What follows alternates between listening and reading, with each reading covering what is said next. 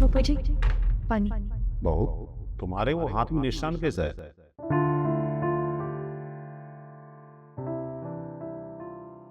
ये पापा जी कुछ नहीं, किचन में खाना बना रही थी तो थोड़ा सा जल गया बस, और कुछ। पापा, आपने वो कहावत तो सुनी होगी ना, जब टीवी का रिमोट सेल डालने के बावजूद भी ठीक से काम ना करे ना, तो उसे थोड़ा ठोकना पीटना चाहिए, फिर वो ठीक से काम करने लगता है। पापा जी, आप दोनों बैठिए, मैं आपके लिए कुछ अच्छा सा बना के लाती हूँ, जब तक आप दोनों बातें करिए।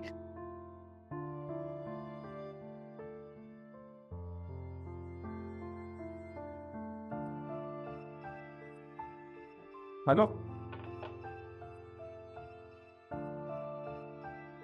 इसका मतलब मेरे बेटे और बहू के बीच सब कुछ ठीक नहीं चल रहा है। बहू का दिल टटोलना पड़े, तभी सच्चाई सामने आएगी।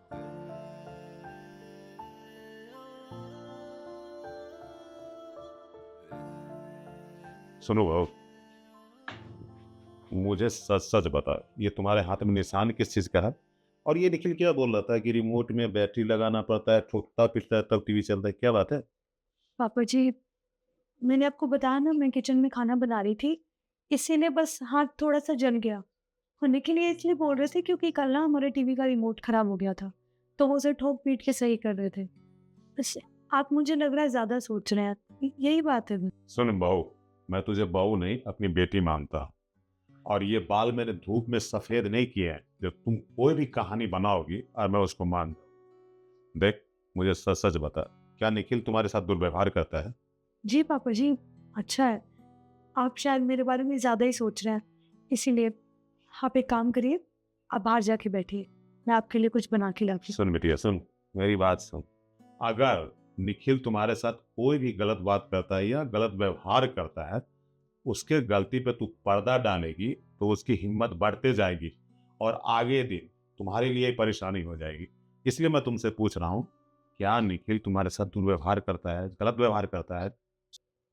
पापा जी, आप निखिल को तो कुछ बताएंगे नहीं ना? देखो बहू, मैं किसको बताऊंगा, क्या करूंगा नहीं करूंगा, तुम ये छोड़ दो, पहले तुम वो बताओ जो मैं पूछ रहा हूँ। पापा जी, निखिल,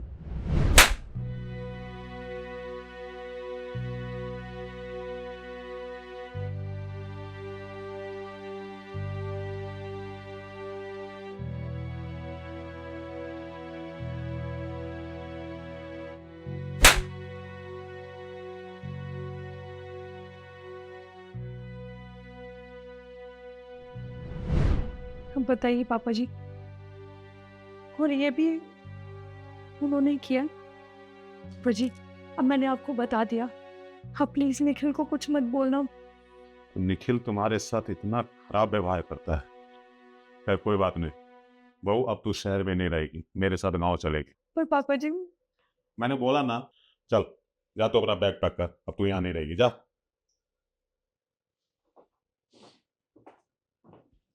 मैंने निखिल को ऐसे संस्कार तो नहीं दिए थे कि घर की लक्ष्मी के साथ ऐसा व्यवहार।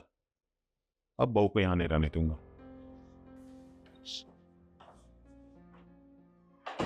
कहाँ जा रही है तू? मेरी बहू मेरे साथ गांव जा रही है, अब वो यहाँ नहीं रहेगी। अरे बेशरम इंसान अपनी पत्नी के साथ मारपीट करता है। क्या? इसका मतलब रिद्धि ने सब कुछ बता दिया आपको? तू तुझसे कितनी बार मना किया था कि पापा को कुछ मत बता, तूने फिर भी उनको सब कुछ बता दिया। तू ऐसे नहीं मानेगी तो रुक।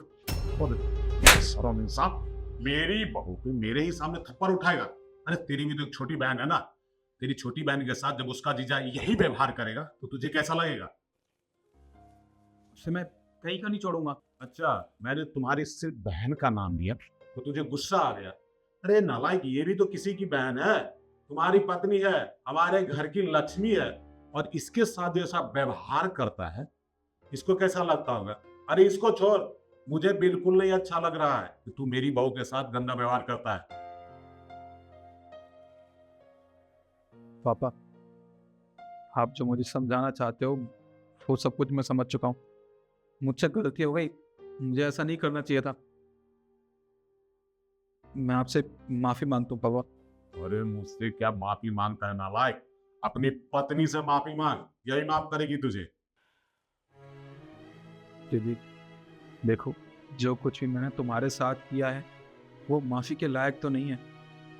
मैं ये कैसे भूल गया था, तुम मेरी बीवी हो। अरे तुम मेरा और पापा का इतना ख्याल रखती हो, इस मकान को तुमने घर बना के रखा है, और उसके बावजूद भी मैं तुम पे हाथ उठाता था, तुम्हारे साथ गलत बर्ताव करता था। अगर आज पापा मुझे ये सबक नहीं सिखाते तो मुझे तो पता ही नहीं चलता कि मैं कितनी बड़ी गलती कर रहा हूँ। मेरी गलती माफ़ी के लायक तो नहीं है, पर रिद्धि मैं पूरी उम्मीद करता हूँ इस बार तो मुझे माफ़ कर दोगी। मैं कसम खाता हूँ आगे से कभी ऐसा कुछ नहीं करूँगा तुम्हारे साथ। देखो, आप माफ़ी मत मांगिए। मैं बस चाहती हूँ कि आप जब भी मुझसे बात करें तो प्यार से बात करिए, क्योंकि जब भी आप मुझ पे चिल्लाते हैं ना तो मैं बहुत डर जाती हूँ। अगर मुझे कोई काम सही करना भी होता है तो सही होते होते गलत हो जाता है। मैं तुमसे वादा करता हूँ आज के बाद ना तुम्हें डांटूंगा ना तुम पे हाथ उठाऊंगा। तुम्हें जो काम करना वो करना, अगर नहीं भी करना हो तो रहने देना, वो मैं खुद कर लूंगा।